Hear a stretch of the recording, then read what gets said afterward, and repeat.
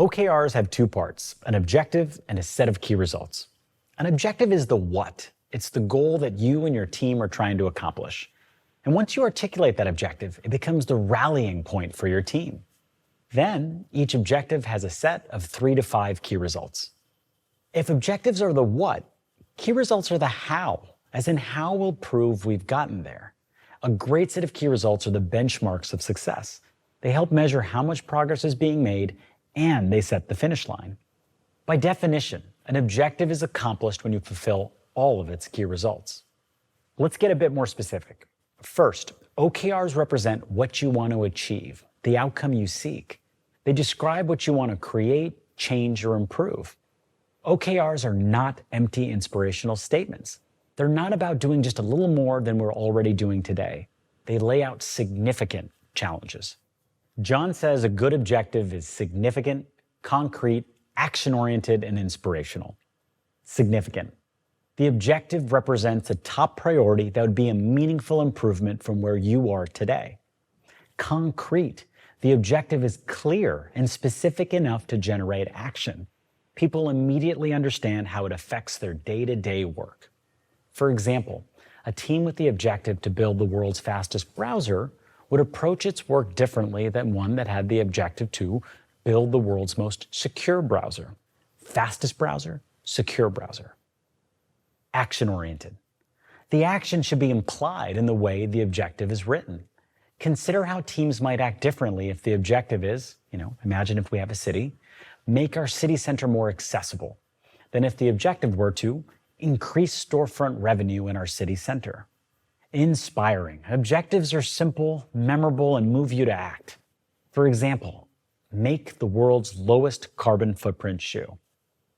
Once you've established meaningful, audacious, and inspiring objectives, the O's, it's time to add the KRs, the key results.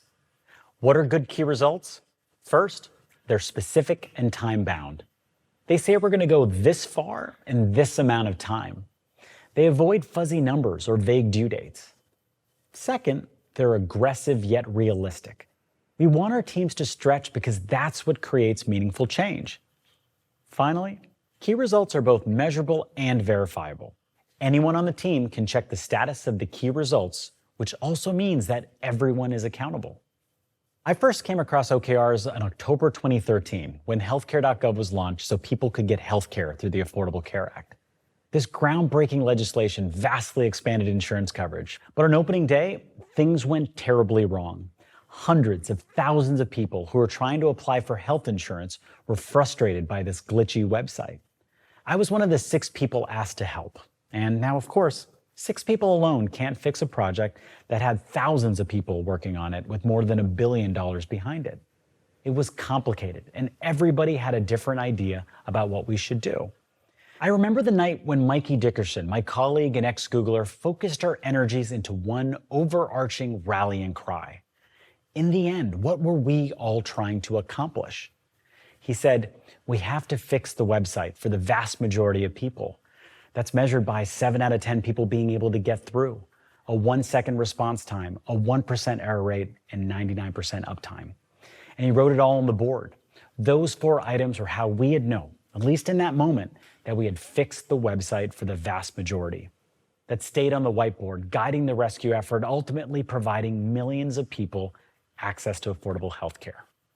He didn't label these points as an objective and a set of key results, but OKRs had become Mikey's vernacular, and the rest of us benefited from his experience. Add the O and the KRs, and it looks something like this. Objective, fix Healthcare.gov for the vast majority of people.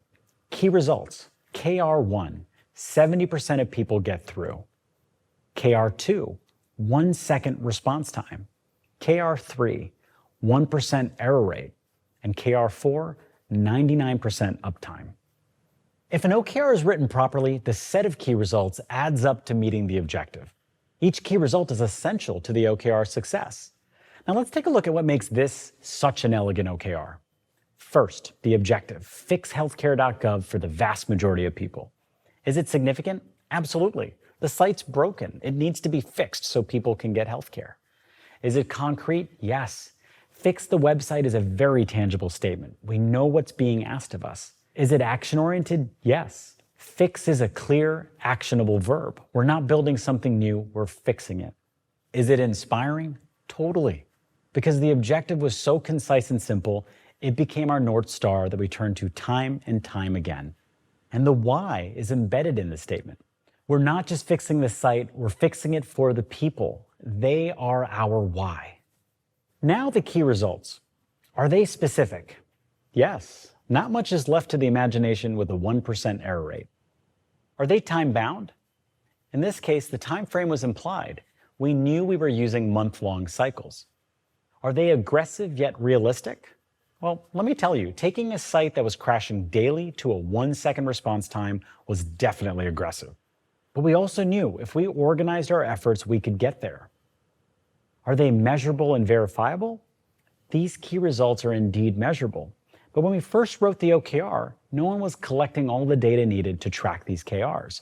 So we had to start collecting it manually. Later on, we built automated dashboards so everyone on the team could see our progress. Those are the basics. As you write your OKRs cycle after cycle, you strengthen your goal-setting muscle and get more of the benefits of this goal-setting system.